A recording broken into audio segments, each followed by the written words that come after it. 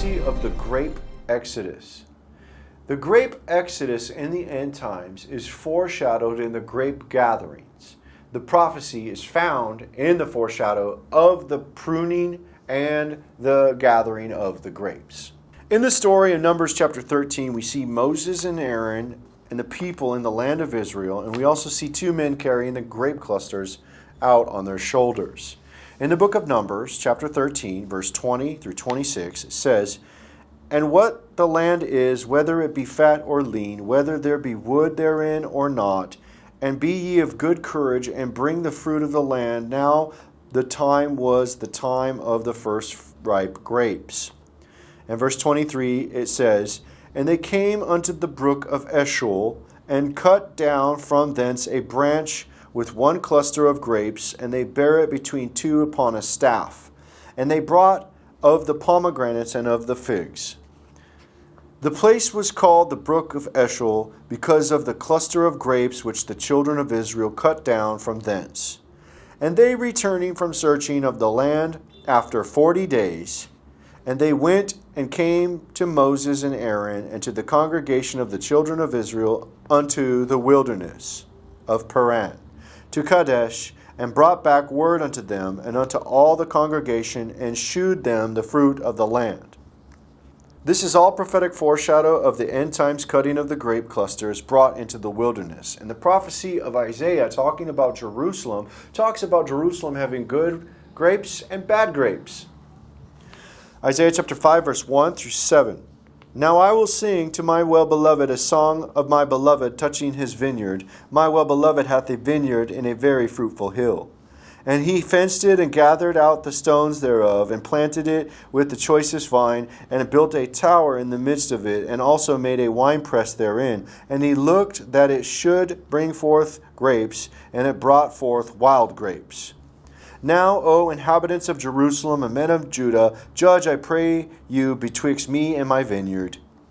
What could have been done more to my vineyard that I have not done in it? Wherefore, when I looked that it should bring forth grapes, it brought forth wild grapes. And now go, I will tell you what I will do to my vineyard. I will take away the hedge thereof, and it shall be eaten up, and break down the wall thereof, and it shall be trodden down. And I will lay it waste, it shall not be pruned nor digged, but there shall come up briars and thorns. I will also command the clouds that they rain no rain upon it. For the vineyard of the Lord of hosts is the house of Israel, and the men of Judah his pleasant plant. And he looked for judgment, but behold, oppression, for righteousness, but behold, a cry." So we see here Jerusalem is as a grapevine cut down, trodden, and the rains are stopped, which is occurring in the end times. Now let's look what the King of Israel, Christ Yeshua, says, the Messiah. John chapter 15, verse 1 through 4. "I am the true vine, and my Father is the husbandman. Every branch in me that beareth not fruit he taketh away. And every branch that beareth fruit he purgeth it, that it may bring forth more fruit. Now ye are clean through the word which I have spoken unto you. Abide in me, and I in you, as the branch cannot bear fruit of itself, except it abide in the vine. No more can ye, except ye abide in me." It is right here we see that Christ the Messiah declares he's the Messiah, is the vine root, and he says without the Messiah you cannot bear good fruit for your grapes. It's impossible. John chapter 15, verse 5 and 6. "I am the vine, you are the branches. He that abideth in me, and I in him, the same bringeth forth much fruit.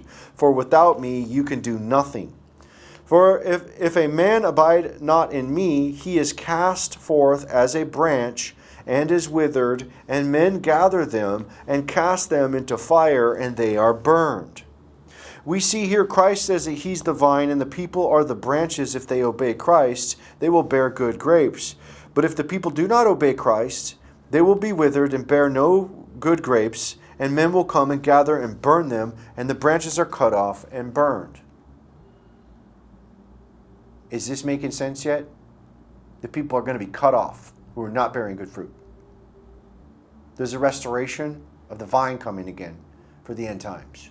The grape gathering is going to occur. John chapter 15, verse 8 through 10.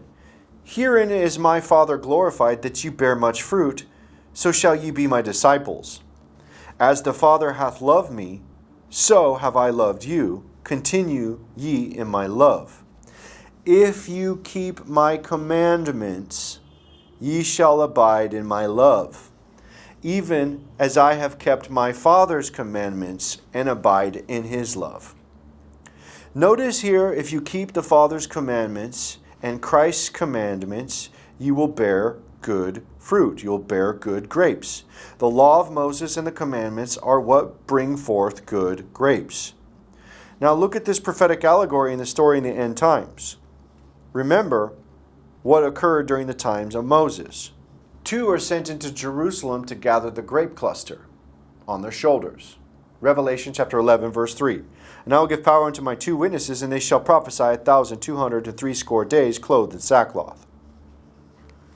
This 1,260 days is the same amount of time of the people going out into the wilderness, where the men brought the cluster of grapes into the wilderness. Revelation chapter 12, verse 6. And the woman fled into the wilderness, where she hath the place prepared of God, that they should feed her there 1,260 days.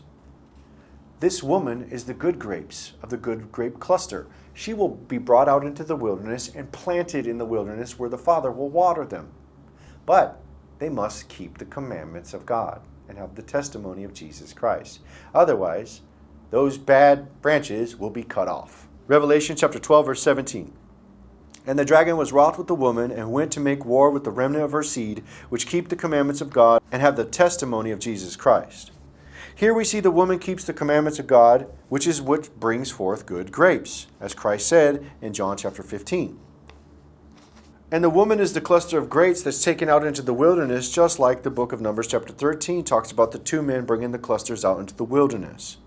Revelation chapter 12, verse 14 says, And to the woman were given 2 wings of a great eagle, that she might fly into the wilderness, into her place where she is nourished for a time, and times, and a half a time from the face of the serpent. And just like the grape vineyard, in the prophecy of Isaiah chapter 5, he says that the rain will rain no rain. Revelation chapter 11, verse 6. These have power to shut heaven that it rain not in the days of their prophecy, and have power over waters to turn them to blood, and to smite the earth with all plagues as often as they will. And the grapevines that are not obeying in Jerusalem are trodden down and cut off and burned with fire. In Isaiah chapter 5, it talks about this. It says, Now I will tell you what I will do to my vineyard. I will take away the hedge thereof, and it shall be eaten up, and break down the wall thereof, and it shall be trodden down. And this is the Gentiles trotting down Jerusalem for the 42 months. As the good grapes are brought out, the bad grapes that are left behind are trodden down and burned with fire. Revelation chapter 11, verse 2. But the court which is without the temple leave out, and measure it not, for it is given unto the Gentiles, and the holy city shall they tread under foot 42 months. And this is what Christ talks about, the burning of Jerusalem with fire. John chapter 15, verse 6. If a man abide not in me, he is cast forth as a branch, and is withered, and men gather them, and cast them into fire, and they are burned. This is the sacking of Jerusalem, where she's burned with fire by the beast, sent in by the will of God, in the book of Revelation chapter 17. Verse 16 says, And the 10 horns which thou sawest upon the beast, these shall hate the whore, and shall make her desolate and naked, and shall eat her flesh, and burn her with fire. And this is Jerusalem having the gall grapes of Sodom, like the book of Deuteronomy says. Deuteronomy chapter 32 and 33 says, For their vine is of the vine of Sodom, and of the fields of Gomorrah. Their grapes are grapes of gall, their clusters are bitter. Their wine is the poison of dragons, and the cruel venom of asps. And we know Jerusalem is spiritual Sodom, because it says so. The book of Revelation chapter 11, verse 8. And their dead bodies shall lie in the street of the great city, which spiritually is called Sodom and Egypt, where also our Lord was crucified. Our Lord was crucified in Jerusalem. So the good grapes will be gathered in the cluster by the 2 carrying the cluster of grapes on their shoulders out into the wilderness with the staff, and the rains will be withheld on the vineyard. The bad grape branches will be cut off and burned with fire, and the good grape cluster will be planted in the wilderness. And this is the prophecy of the end times found in the cluster of the grapes, the Grape Exodus.